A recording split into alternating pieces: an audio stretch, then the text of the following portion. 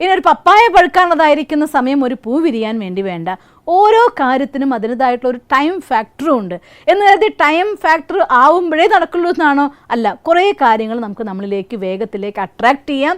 കുറച്ച് കാര്യങ്ങൾ നടക്കാൻ അതിൻ്റെതായിട്ടുള്ള ചില സമയവും വേണ്ടി വന്നിരിക്കും. അതുകൊണ്ട് ഒരു വിഭ്രാന്തിയുടെ ലോകത്ത്, ഒരു മായിക ലോകത്തേക്ക്, അല്ലെങ്കിൽ ഒരു സ്വപ്ന ലോകത്തിലേക്ക് നിങ്ങളെ പറഞ്ഞയച്ചിട്ട് നിങ്ങളുടെ എല്ലാ ഡ്രീമിനെയും ഉണർത്തി ഇതെല്ലാം നിങ്ങളിതാ സ്വന്തമാക്കിയിട്ടോ എന്ന് പറഞ്ഞ് നിങ്ങളെ പറ്റിക്കാൻ, വിശ്വാസത്തിനെ വഞ്ചിക്കാനോ ഞാൻ ഒരിക്കലും തയ്യാറല്ല. അതുകൊണ്ട് റിയാലിറ്റിയുടെ ആധാരത്തിൽ നിന്നുകൊണ്ട് വേണം എപ്പോഴും നമ്മുടെ ഡ്രീംസിനെ തയ്യാറാക്കാൻ.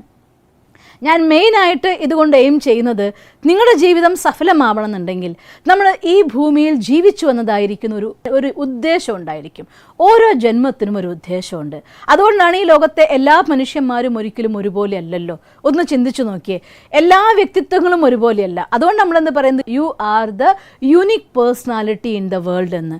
നിങ്ങളെപ്പോലെ ചിന്തിക്കുന്ന, നിങ്ങളെപ്പോലെ പ്രവർത്തിക്കുന്ന, നിങ്ങളെപ്പോലെ ഇഷ്ടങ്ങളുള്ള അനിഷ്ടങ്ങളുള്ള നിങ്ങളൊരു കോപ്പി അത് നിങ്ങൾ എവിടെയും കാണാറില്ല. തീർച്ചയായിട്ടും ഉണ്ടായിരിക്കും സിമിലാരിറ്റി, പക്ഷെ നിങ്ങളുടെ കോപ്പി ഒരിക്കലും ആയിക്കൊള്ളുന്നില്ല.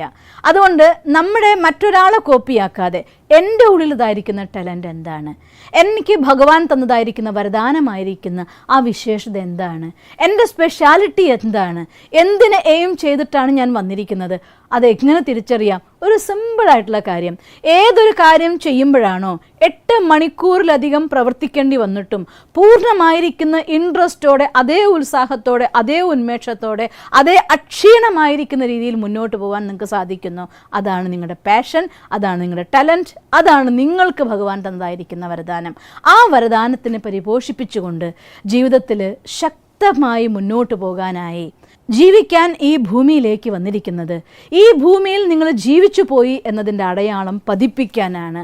നടന്നുപോയ കാലടികളിലൂടെ 4 ആൾക്ക് നടക്കാൻ സാധിക്കുന്ന വിധം ജീവിക്കാനാണ്. അത്തരത്തിൽ വിജയിയായിരിക്കും.